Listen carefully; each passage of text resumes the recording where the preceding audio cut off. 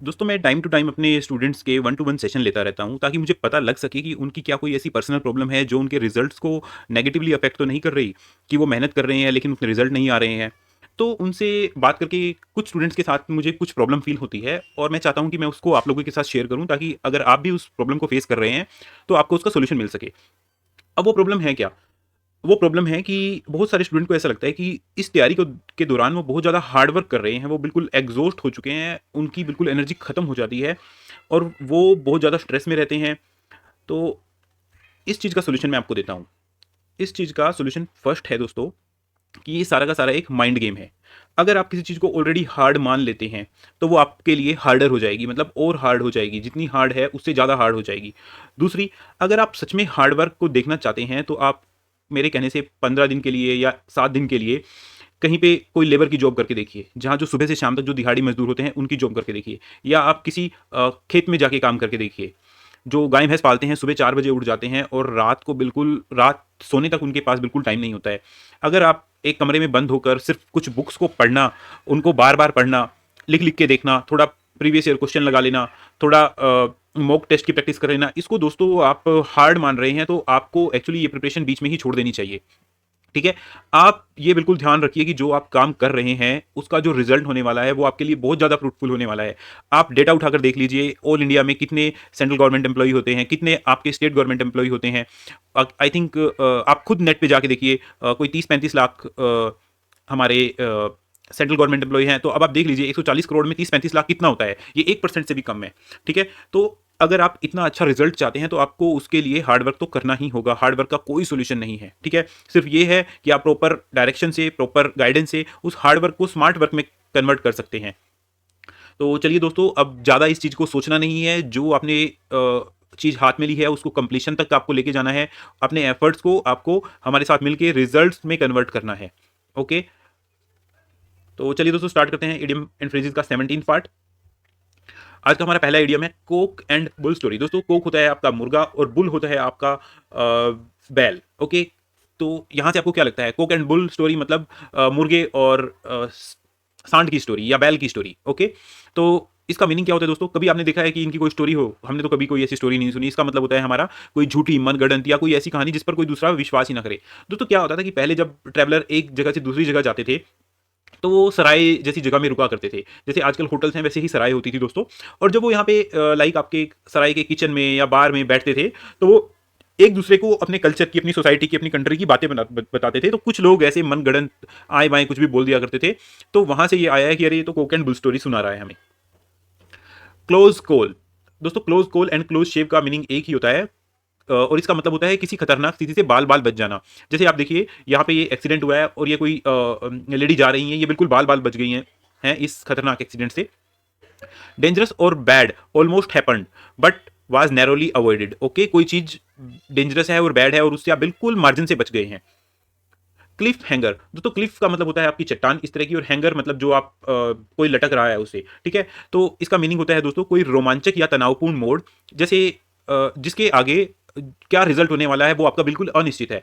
अगर आप ऐसे किसी पर्सन को आप ने किसी मूवीज में या किसी डॉक्यूमेंट्री में चढ़ते हुए देखा होगा, तो आप बिल्कुल अनिश्चित रहते हैं कि अरे कहीं ऐसा तो नहीं है कि इसका हाथ फिसल जाए, इसकी ये रस्सी टूट जाए, ये गिर जाए, या हो सकता है कि ये बिल्कुल ऊपर तक पहुंच जाए।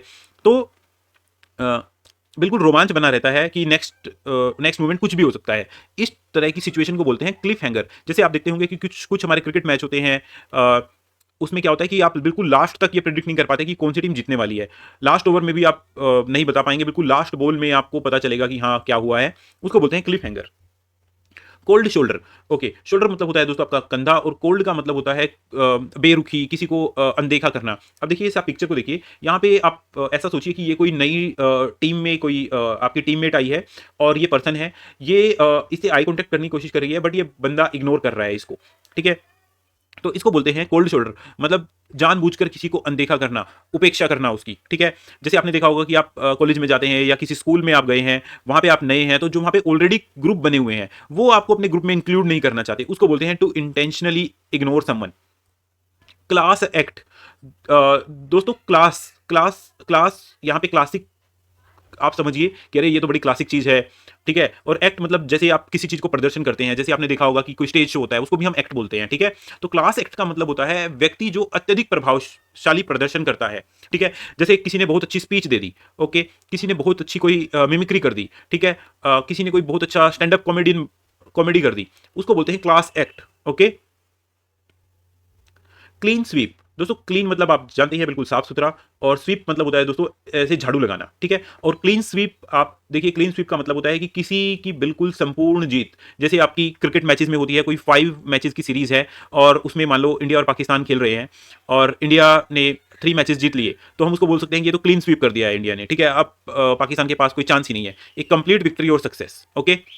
जैसे आप इसको यहाँ से ध्यान रखिए कि ये कोई चेस प्लेयर है और इसने बिल्कुल अपने जो अपोनेंट है उसके सभी जो आपके हाथी घोड़े और सब कुछ को किल कर दिया है, तो इसको बोलते हैं clean sweep. Clinch the issue दोस्तों, इशू होता है आपका कोई मुद्दा, ओके, और क्लिंच होता है किसी चीज पर पकड़ बना लेना, ओके, किसी विवाद या समस्या को हल कर देना, ठीक है। अब देखिए यहाँ पर एक डेलीगेट है कुछ पॉलिटिशियन का, ठीक है, और आप देखिए कोई एक साइंटिस्ट है, वो इनको समझा रहा है कि हाँ कैसे काम करना है, कैसे नहीं करना है, वो इनको किसी चीज़ का सोल्यूशन दे रहा है, ठीक है। तो इसने क्या किया कि जो इनका जो मुद्दा था उसका इनको सोल्यूशन प्रोवाइड किया। To settle a matter, debate और आर्ग्यूमेंट, किसी आर्ग्यूमेंट को, किसी डिबेट को सेटल कर देना by providing conclusion, decisive conclusion. Close the book, okay दोस्तों, क्लोज द बुक मतलब किताब बंद कर देना। अब किताब बंद कर देना का क्या मतलब है? किसी चीज की फाइल को बंद कर देना, ओके। जैसे आप लोगों ने मूवीज वगैरह में देखा होगा कि कई बार लोग बोलते हैं कि अरे या आपने रियल में देखा होगा कि अरे अब तो पुलिस ने इस केस की फाइल भी बंद कर दी है। वही केस यहाँ पर है। देखिए पुलिस वालों की एक टीम है और इन्होंने इस केस को क्लोज कर दिया है। अब क्लोज करने के 2 कंडीशन हो सकती है कि या तो इन्होंने इसको सोल्व कर लिया है, निष्कर्ष तक पहुंचा दिया है, या इन्होंने इसको ऐसे ही समाप्त कर दिया, ओके। किसी इन्वेस्टिगेशन को, किसी प्रोजेक्ट को या किसी डिस्कशन को आपने एंड कर दिया, समाप्त कर दिया, या उसको कंक्लूड कर दिया। कंक्लूड मतलब कंक्लूजन के साथ बंद किया है।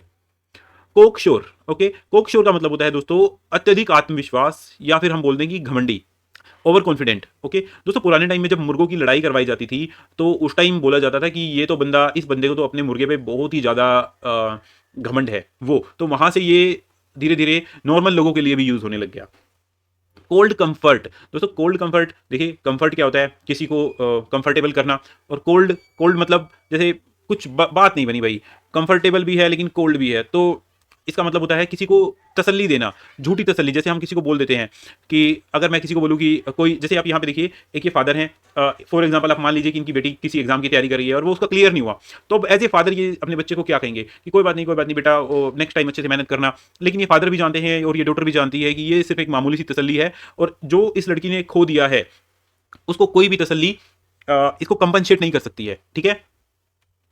दोस्तों यहाँ तक वीडियो को देखने के लिए बहुत ज़्यादा धन्यवाद दोस्तों। अगर आपको हमारी वीडियो पसंद आ रही है तो प्लीज़ आप लाइक कीजिए, आप हमारे दोस्तों चैनल को सब्सक्राइब कीजिए और बेल आइकन को भी प्रेस कर लीजिए। दोस्तों आप हमारी वीडियो को अपने फ्रेंड्स के साथ शेयर कीजिए, और अगर आपको कुछ भी प्रॉब्लम है या आप कुछ भी इंप्रूवमेंट चाहते हैं तो प्लीज़ कमेंट बॉक्स में कमेंट कीजिए। धन्यवाद दोस्तों।